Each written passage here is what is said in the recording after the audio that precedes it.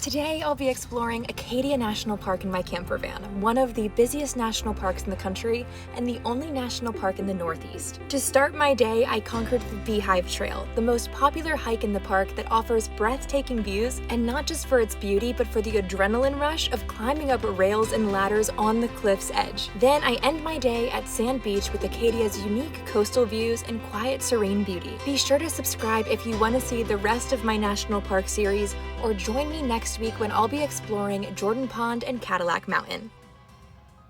Good morning. I have already snoozed my alarm 10 times, but it was just so peaceful to wake up to the sound of the ocean right outside my door. Usually when hiking in a national park, I set my alarm for 5 a.m. minimum just to be able to hike before the paths get too crowded, but I don't know, today I just couldn't seem to rush myself. Isn't it funny that we always seem to pack our schedules the most on what's supposed to be vacations and breaks? But I mean, I get it. There is just so much to see and do here. I've been to Acadia National Park a few times in my life, and it never disappoints. I was born and raised on the East Coast, and there really is nothing quite like it, especially over here. It's the oldest national park in eastern United States, and it just has such a unique, diverse landscape with rocky coastlines and forests and mountains. President Woodrow Wilson signed a bill that established this place as a national monument in July of 1916, which was just 1 month before he signed the law to create the National Park Service. It then became a national park in 1919 and was originally called Lafayette National Park and became Acadia National Park on January 19, 1929. Acadia may be one of the smallest national parks by land area,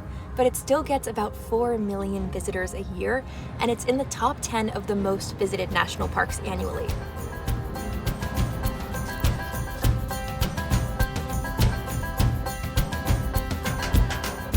We need more than hopes and wishes for us to make it through the night. Stormy weather, weary eyes, hope to make it through the night. Before this night is over, I will guide you home. All this time you thought we'd never pay the price.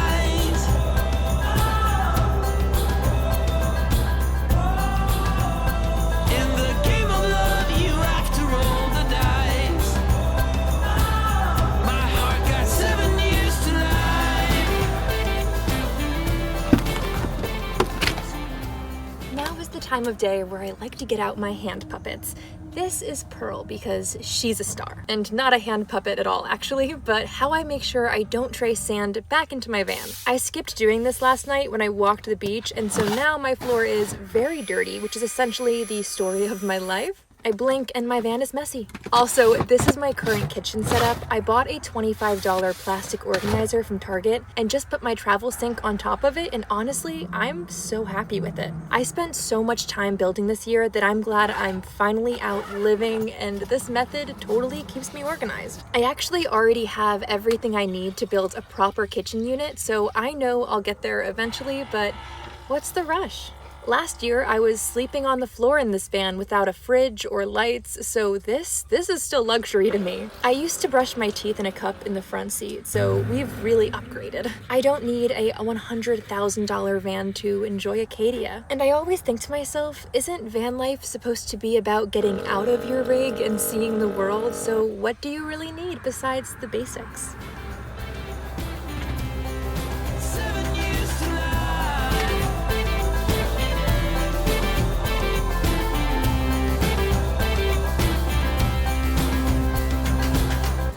I've been told that time will heal all our wounds and our sorrows too. No more clouds, no more rain. I need sun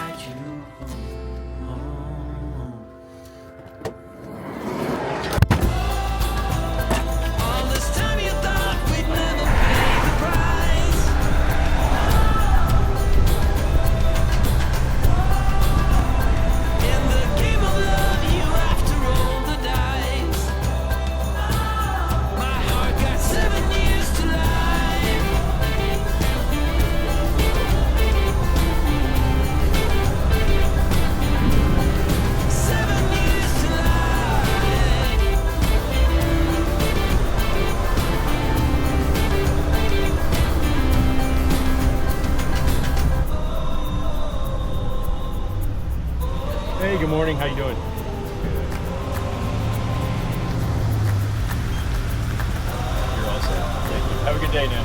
Thank you.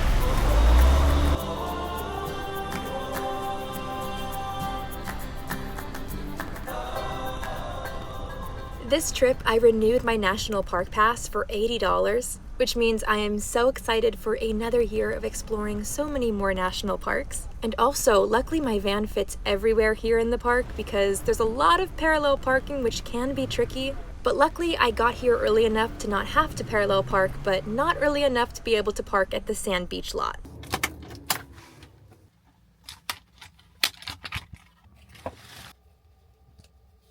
I thought about getting a real hiking backpack for a while, but I couldn't do it. I love my Loungeflies, and look at this. I got a water bladder and it fits in there perfectly. It's got little dinosaurs on it.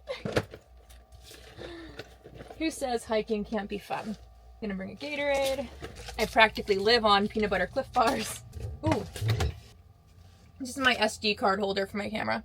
All right. What else could I possibly need? All right. It is 8:33 at the moment. I feel like that's pretty late to get started for a hike, but I just wanted to enjoy my morning, take things slow, you know? Sue me.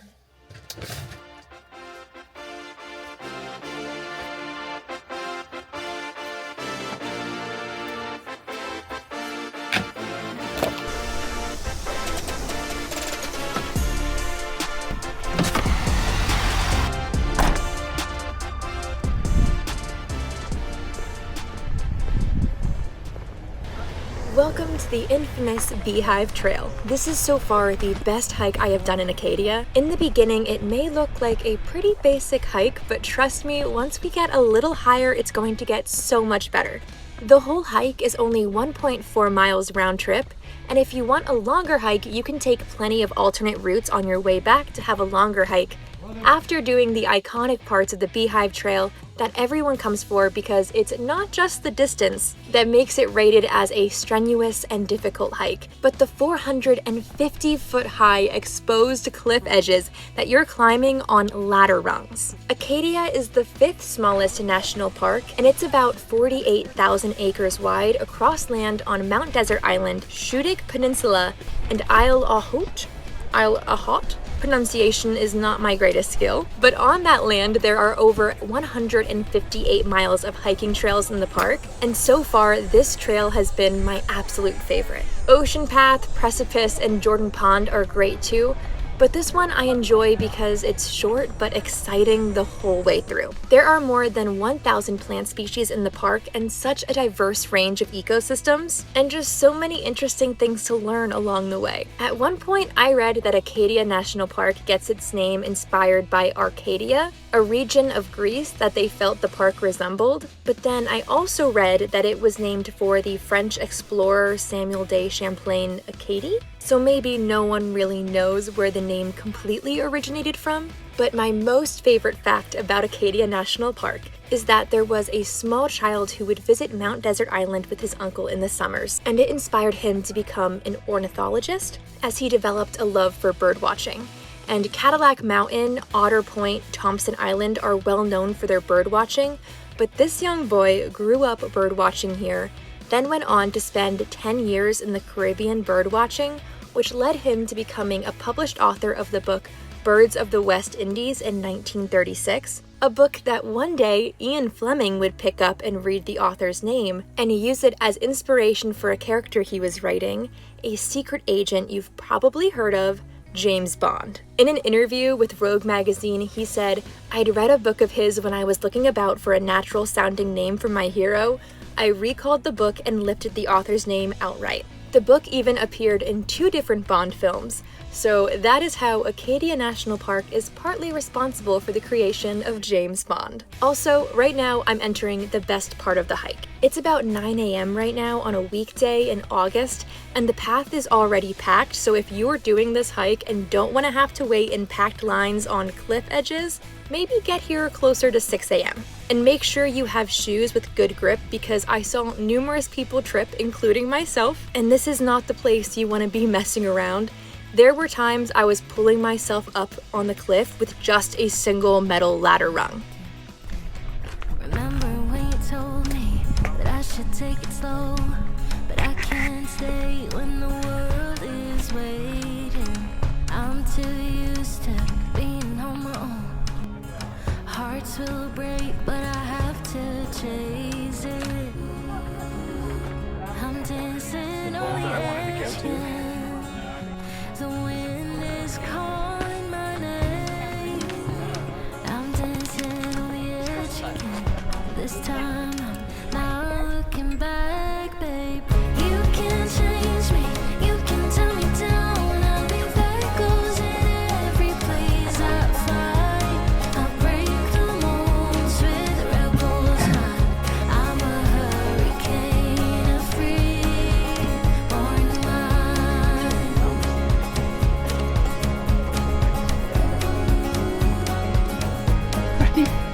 I remember when you told me I should settle down, but these restless feet won't keep me grounded. The open road's the only place I found where I feel alive, and the stars will guide me. I'm dancing on the edge again. The wind is calling my name. I'm dancing on the edge again. This time I'm not looking back, babe. You can't change me, you can tell me down. I'll be that goes in every place I find. I break the molds with rebels mind. I'm a hurricane of free, born mine. Free, born mine. Free, born mine.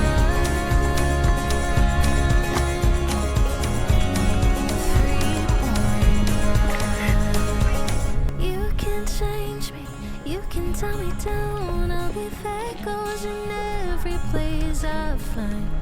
I break the molds with rebels mind. I'm a hurricane of free, born mine. You can change me, you can tell me down. I'll be that goes in every place I find.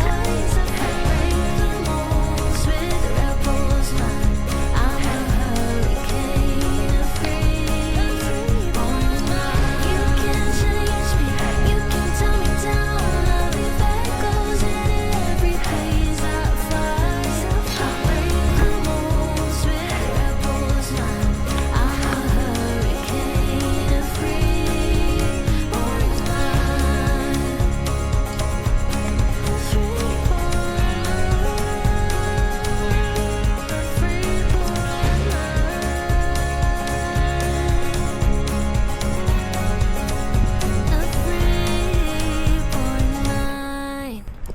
And finally, I made it to the summit, or at least what everyone seemed to think was the summit. Later, I discovered the actual marker for the summit was on the other side of the mountain, about a minute walk through some trees, but this definitely is not a view to scoff at. The beach area you can see is Sand Beach, which is where I'll be relaxing after I finish this hike, and the parking lot is where I usually park my van while doing this hike, but it was full by 8:30 a.m. when I got there, so I just parked right outside of it, which is only sad because usually I can see my van from all the way up here, which is kind of fun. Right now, I'm trying to master the art of appreciating the moment and just sitting still and taking in the view.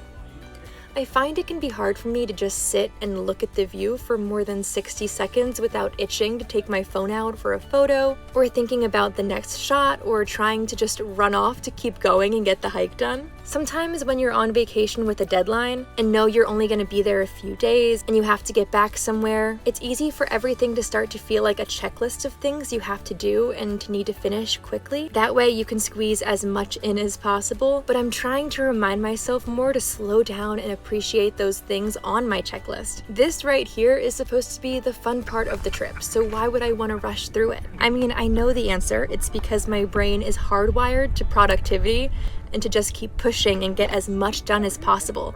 And I struggle to turn that off, but turning it off isn't as easy as it used to be. But moments like this on a summit really just help me take a deep breath and appreciate the moment more often. So we are now at the real summit of Beehive, and our elevation is 520 feet or 160 meters.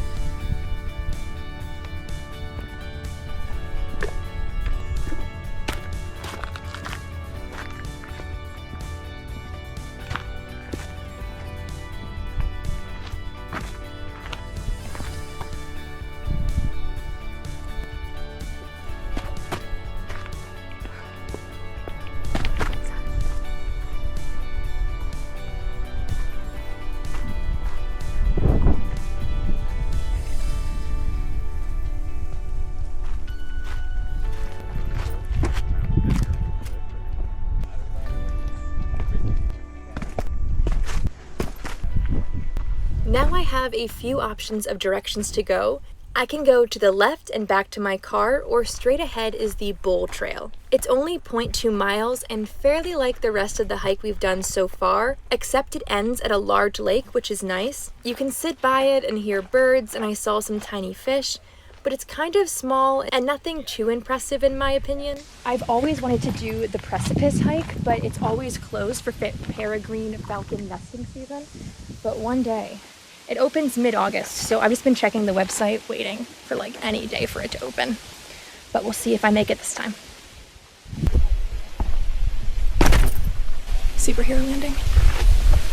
The Precipice Trail is actually not far from here, and it's extremely similar to Beehive with ladders and cliff edges, but it's considered the most dangerous hike in the Northeast, so obviously I have been dying to do it. Pun not intended. Okay, good, a sign. I'm just gonna follow the sand beach sign. As long as I get to the beach, I'll be good. When I used to work in Disney World, I worked on Expedition Everest, the roller coaster, and we had to stand at the platform station when trains pulled in with our hands on the emergency station stop button at all times. If you removed your hands while vehicles were in motion, you could get fired, and you have to be scanning the ride platform and looking up at all times. But there was a period of time where we were having a consistent issue that snakes were hiding out underneath our ride consoles and just slithering out while the person working had to keep their hand on the emergency button. So these giant snakes would just be slithering out right under your feet, and you had to stay calm standing there and not look down at all.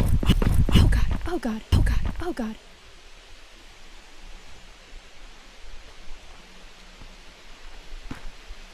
It's a baby one. And it reminds me a little bit of what happened here, except the snakes that were coming out were regular sized snakes and not babies. And back then, working at my console became a giant fear for me, because I was deathly afraid of snakes at the time. So then almost every day I was at work, I was just so scared that at any moment a snake was going to pop out under my feet. So I decided to take my fear into my own hands, and I did what I have learned is the best thing you can do with any fear, and I faced it head on. I found a random man in a park in Orlando who was known for just walking around with a python. And at first, I couldn't even walk on the same sidewalk as this snake. I was so scared. It took me like 30 minutes watching from afar to even approach him, and I was just trying to take tiny steps to overcome the fear. So I watched a few other people hold the snake, and then I knew I had to jump in head first before the opportunity escaped me. And then I literally just dove off the deep end into my fear. This man handed me the snake. I put it around my neck like I'm Britney Spears or something. And at first my heart was racing and I was so scared, but then I realized snakes aren't going to harm me unless I pose a threat to them. And because of that, I was able to calm down, and that whole experience helped me not be afraid every moment of the day while I was at work anymore. And I think about that often when I think about some of the new fears that I've picked up over the years, and how sometimes there really is nothing better than just diving in right off the deep end. Because now I'm hiking, I saw a snake, and I thought it was cute. I wasn't even scared. So now I'm on my way to Sand Beach, which I have come to think of as the best van life resource in all of Acadia. They have large trash cans that you can empty small amounts of trash into. I don't dump weeks worth of trash here, that wouldn't be right, but you can do a small amount to help keep your van cleaner. They also have full bathrooms and showers here, but unfortunately the showers were locked and closed by the time I got here today. They also have a water bottle refilling station that I have used to refill my vehicle's water tank before. Did that involve me taking a gallon water bottle and walking back and forth like 10 times? Yes. But did my water tank get fully refilled in the end? Also yes. So I think this is just a great refresh area here in the park, but better yet is the great views on the beach. While hiking any of these trails, it can get so hot, so it's nice to have a place where you can just cool down. But by the time I got down to the beach, it was 5 p.m. and I needed a jacket to stay warm from the cold winds. However, if I had made it here earlier, this would have been a great refresher after the long hike. But I do confess I may have taken a 3-hour-long nap in my van after the hike. That was my refresh. Van life is great because it allows me to take a nap anytime, any place, and sometimes you just need a nice little refresh nap. But anyway, welcome to Sand Beach. I'm sure they took countless brain cells coming up with that original and unique name. But this is the largest sandy beach in Acadia, as most other spots here have rocks and pebbles as the waterfront. However, it's only 290 yards long, so it's not even that large itself. You can swim here, or there's even another hike across the beach on the other side. I did that hike about a year ago and it was nice. It's casual, but nothing too intense, just a nice stroll after laying on the beach for a while. Wasting money on cures. Forgot how to fix myself. They say that time is free. Then why is it so precious? Oh, I'll say memories in my head, like Polaroids on walls. They remind me time is running out.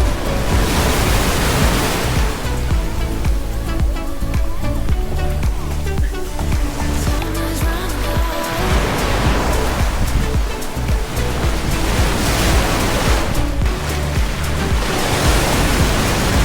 Lately I've lost myself.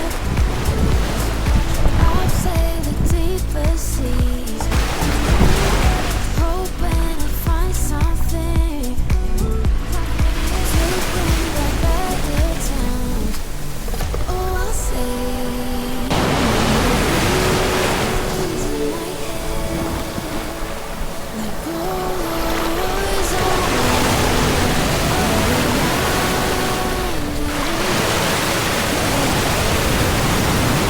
Time is running out.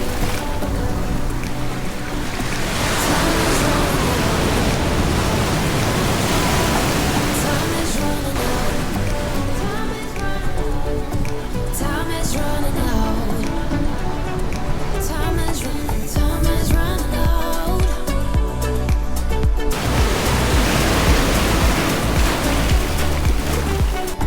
Time is running out. I think the coastline here is so picturesque. Acadia has to be in my top 5 favorite national parks. Zion, Black Canyon of the Gunnison, Arches, and Yellowstone or maybe Glacier are my other top 5. And if you liked this video, I plan on doing a van life vlog in every national park.